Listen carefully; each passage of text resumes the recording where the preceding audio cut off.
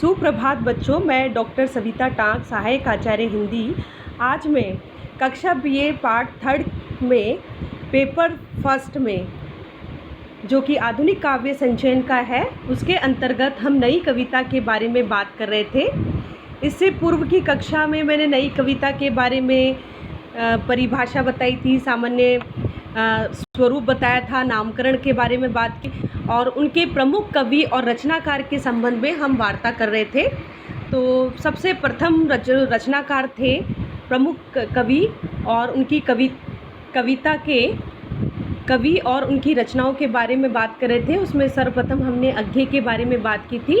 आज हम धर्मवीर भारती के विषय में बात करेंगे कि धर्मवीर भारती नई कविता के प्रमुख कवियों में माने जाते हैं।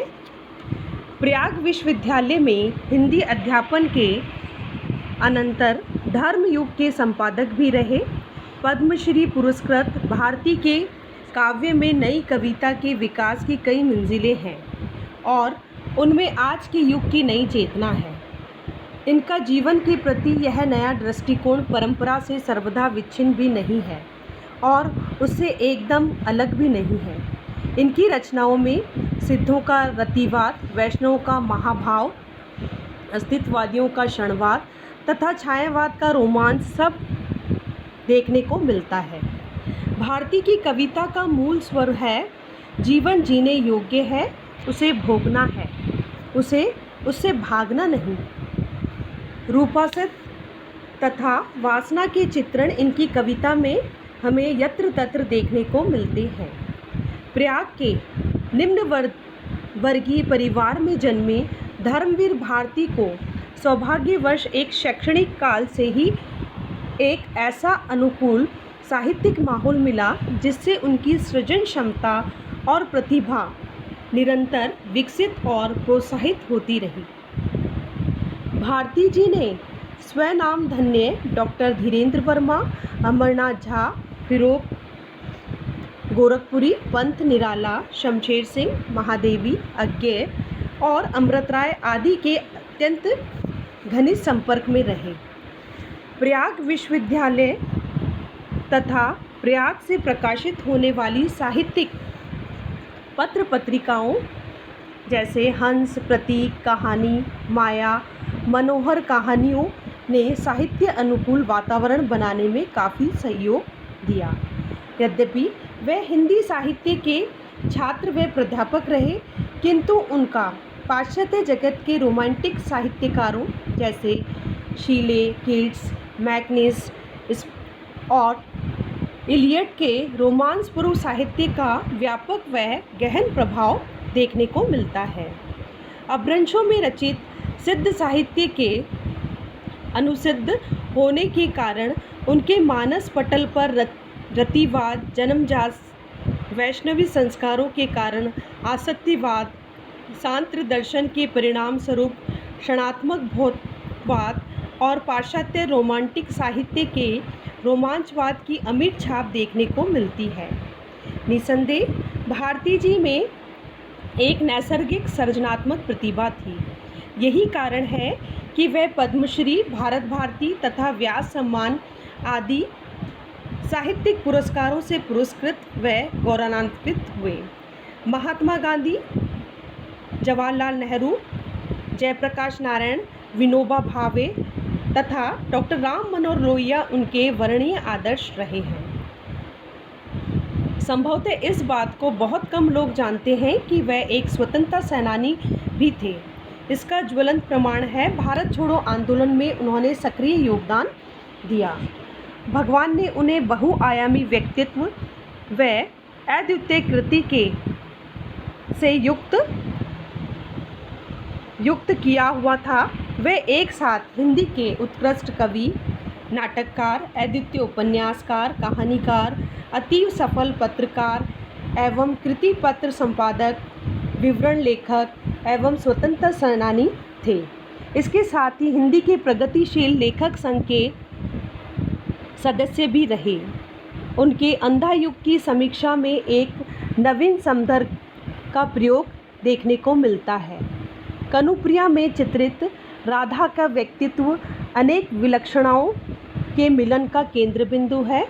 उनमें जहाँ एक और वैष्णवी संस्कार के अनुरूप प्रेमासक्ति है, वहाँ उनके सिद्धों के सांकेतिक रीति अनुभूति भी है।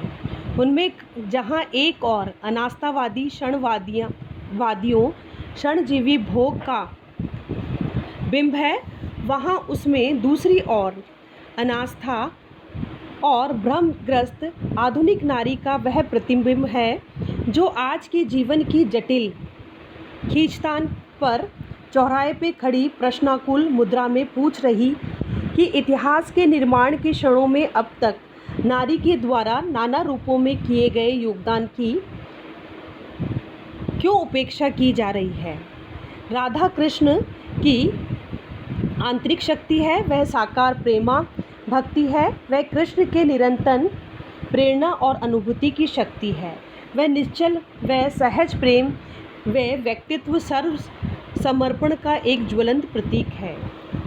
प्रेम मात्र निस्वार्थ समर्पण है, उसमें आदान प्रदान का व्यापक नहीं होता है। राधा उस महाभाव का प्रतीक है जहाँ जीवात्मा का उस परम ब्रह्मा में सर्वदा भाव में समर्पण और विलीनीकरण होता है। राधा सखी सहचरी व साधिका सभी रूपों में पूर्ण समर्पिता है। उसका भीतर बाहर ऊपर अधर सब में कृष्ण उनके अंतरंग सखा है, प्रेमी है, स्वामी है और वह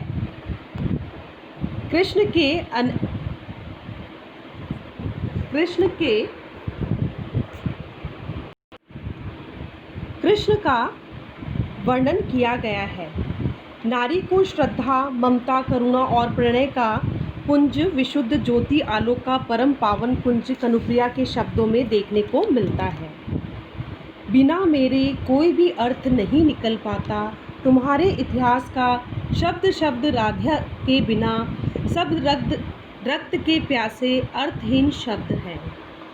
भारती ने कृष्ण के चरित्र को शासक, कूटनीतिज्ञ और व्याख्याकार आदि के अनेक रूपों में इतिहास की वृहद लोक में देखने की चेष्टा की है।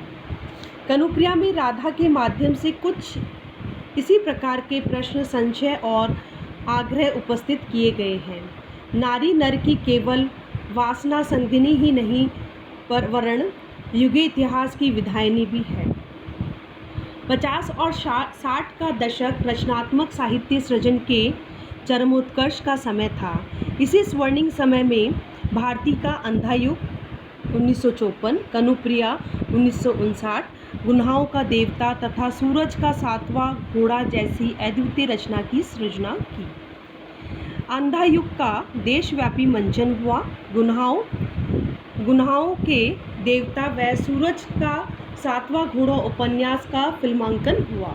अंधा युग की रिक्ति की पूर्ति कनुप्रिया जैसी अमर रचना में देखने को मिलती है। भारती के साहित्य जगत में बहुचर्चित व प्रतिष्ठित हुए हैं। पत्रकारिता के क्षेत्र में धर्म युग को व्यावसायिक स्तर पे ऊंचा उठाने में उन्होंने सामाजिक, सांस्कृतिक, साहित्यिक और लोकप्रिय कलात्मक विषय को समाविष्ट कर उसे एक उच्च आदर्श पर पहुंचाया है। उन्होंने निष्कर्ष में पाश्चात्य साहित्य की सर्वोत्तम कविता का सुंदर एवं सुव्यवस्थित अनुवाद प्रकाशित कर उत्तर भारत के साहित्यकारों को प्रचुर मात्रा में प्रभावित किया। रससिद्ध कवीश्वर हमेशा हमेशा के लिए अमर हो जाते हैं। उनकी यशस्वी काया पे जरा मरण, जन्म, भय और क्षय का कोई असर नहीं पड़ता। कनुप्रिया धर्मवीर भारती की एक महनीय कृति है जिसमें राधा और कृष्ण के पौराणिक प्रेमाख्यान का वर्णन देखने को मिलता है। इसमें पुरुराग, मंजरी परिणय, सृष्टि संकल्प, केली सखी और आदि प्रकरण देखने को मिलते हैं। कनुप्रिया का नामकरण से सिद्ध होता है कनु की प्रिया, अर्थात इसमें कनु, कान्हा और राधा पर आधारित है। इसकी कथावस्तु का सूत्र अत्यंत क्षीण है जिसमें रागात्मक तत्व की अपेक्षा विचार तत्व की प्रधानता है। कथानक में राधा के पूर्व राग की मधुर स्मृतियाँ देखने को मिलती है। भारतीय नव प्रतीक बिंबों और अभिनव उपमान विधान से संकलित है। उसमें अर्थ की अपार क्षमता है। निसंदेह हिंदी के कवियों में भारती जी का नाम अतुलनीय है। कनुप्रिया लेखक के दृश्य काव्य अंधा युग की एक पूरक कृति है। अंधा युग में महाभारत युद्ध की अनेक समस्याओं को उठाया गया है। उन समस्याओं और प्रश्नों का युग सापेक्ष समाधान कनुप्रिया में महाभारत युद्ध में व्यक्ति की अवश्य स्थिति के पौराणिक संदर्भ को आधुनिक युग तथा संवेदना से संतृप्त कर दिया गया है। कनुप्रिया का वैष्णवी महाभाव, सिद्धों तथा रतिभाव तथा अस्तित्ववादियों का क्षण भाव अपूर्व सामंजस्य आधुनिक कलाकृति में इसे महत्वपूर्ण स्थान पर प्रतिष्ठित करता है। इस प्रकार नई कविता में धर्मवीर भारती का नाम अद्वितीय है। धन्यवाद।